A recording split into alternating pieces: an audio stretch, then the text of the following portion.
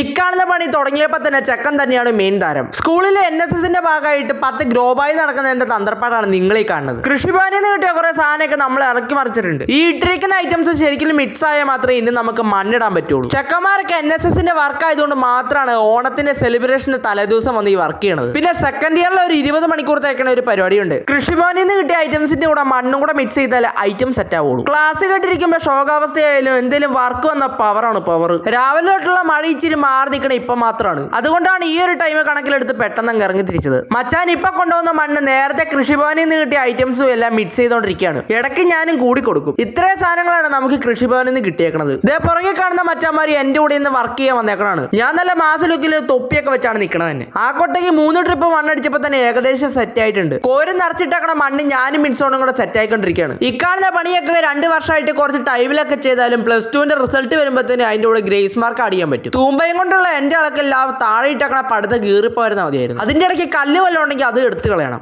എന്ത് പറയാനാണ്. ഞാനിവിടെ തൂമ്പയുടെ പെടലിൽ പിടിച്ച് ഇങ്ങോട്ട് വലിക്കുമ്പോഴത്തേനും മച്ചാനിവിടെ തൂമ്പയുടെ മൂട്ടി പിടിച്ച് അങ്ങോട്ട് വലിക്കാണ്. അതാണ് പരിപാടി. മണ്ണൊക്കെ ഇളക്കി സെറ്റാക്കി കുമ്മായിട്ട് നമ്മൾ റെഡിയാക്കി എടുത്തിട്ടുണ്ട്. ഇനി ഈ കാണുന്ന മണ്ണ് മച്ചാന്മാരെ കൊണ്ട് ആ ഗ്രോ ബാഗിന്റെ അകത്ത് എങ്ങനെയും കയറ്റിക്കണം. ചെക്കന്മാരെല്ലാം ഗ്രോ ബാഗിൽ മണ്ണ് നിറച്ച് കഴിഞ്ഞപ്പോൾ ഞാനും മച്ചാനോട് ഇപ്പം ഗ്രോ ബാഗിന്റെ അകത്ത് നിറച്ച മണ്ണിലേക്ക് വിത്ത് കട്ടോണ്ടിരിക്കുകയാണ്. ഈ ഒരു പ്രോസസ്സോടെ കഴിഞ്ഞാൽ ഇതങ്ങോട്ടൊന്ന് മാറ്റി വെക്കാം. ലാബിന്റെ ആ സൈഡിലായിട്ട് വെക്കാനാണ് നമ്മുടെ ഉദ്ദേശം. അതാകുമ്പോൾ ഓണാവധിയൊക്കെ കഴിഞ്ഞ് വരുമ്പോഴത്തേനും വിത്ത് ഏകദേശം മുളച്ചിട്ടൊക്കെ ഉണ്ടാവും. പിന്നെ എടുത്ത് പുറത്തേക്കൊന്ന് മാറ്റി വെച്ചാൽ മാത്രം മതി. പരിപാടിയെല്ലാം കഴിഞ്ഞപ്പോൾ കടിക്കാൻ ദിക്കാണെന്ന ഐറ്റം കിട്ടി. സബ്സ്ക്രൈബ് ചെയ്താൽ വീണ്ടും കാണാം.